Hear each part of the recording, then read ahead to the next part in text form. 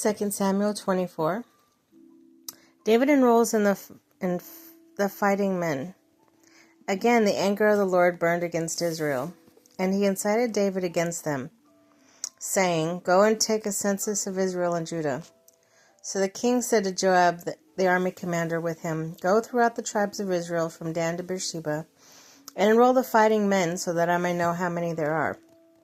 But Joab replied to the king, "May the Lord your God multiply the troops 100 times over, and may the eyes of my lord the king see it. But why does my lord the king want to do such a thing?" The king's word, however, overruled Joab, the army commander. So they left the presence of the king to enroll the fighting men of Israel. After crossing the Jordan, they camped near Aroer, south of the town of Gorge, and then were through the Gad and on Jazer. They went to Gilead, the region of Tahim Hodshi, on the Dan-Jan around towards Sidon. Then they went towards the fortress of Tyre and the towns of Hivites and Canaanites. Finally, they went on Beersheba in the Negev of Judah. After they had gone through the entire land, they came back to Jerusalem at the end of 9 months and 20 days. Joab reported the number of the fighting men of the king. In Israel there were 800,000 able-bodied men who could handle a sword, and Judah 500,000. David was conscience-stricken after he had counted the fighting men, and he said to the Lord, "I have sinned greatly in what I have done. Now, Lord, I beg to take away the guilt of your servant. I have done a very foolish thing."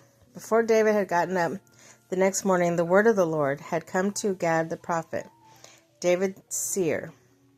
"Go tell David, this is what the Lord says, and I am giving you 3 options. Choose one of them for me to carry out against you." So Gad went to David and said to him, Shall there come on you 3 years of famine in your land, or 3 months of fleeing from your enemies while they pursue you? Or 3 days of plague in your land? Now then, think over and decide how I should answer the one who sent me." David said to Gad, "I am in deep distress. Let us fall into the hands of the Lord, for his mercy is great, but do not let me fall into human hands." So the Lord sent a plague on Israel that morning until end of the time designated, and 70,000 of the people from Dan and Beersheba died. When the angel stretched out his hand to destroy Jerusalem, the Lord relented concerning the disaster and said to the angel who was afflicted and the people, "Enough, withdraw your hand." The angel of the Lord was then at the threshing floor of Ahurah the Jebusite.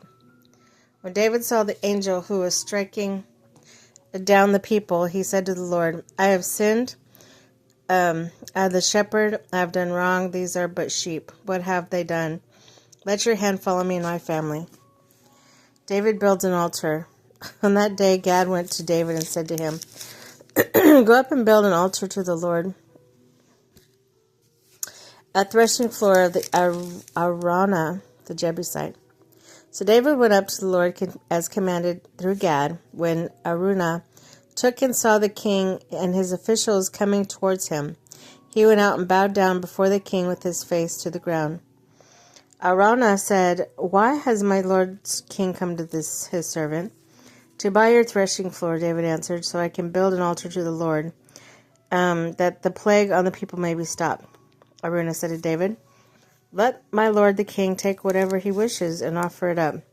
Here are oxen for the burnt offering, and there are 3 sledges and the ox yokes for wood. Your majesty, Araunah gives all this to the king." Araunah also said to him, "May the Lord your God accept you." But the king replied to Araunah, "No, I insist on paying you for it. I will not sacrifice to the Lord my God burnt offerings that cost me nothing." So David bought the threshing floor and the oxen and paid 50 shekels of silver for them. David built an altar to the Lord there and sacrificed burnt offerings and fellowship offerings, and then the Lord answered his prayer on behalf of the land, and the plague of Israel was stopped.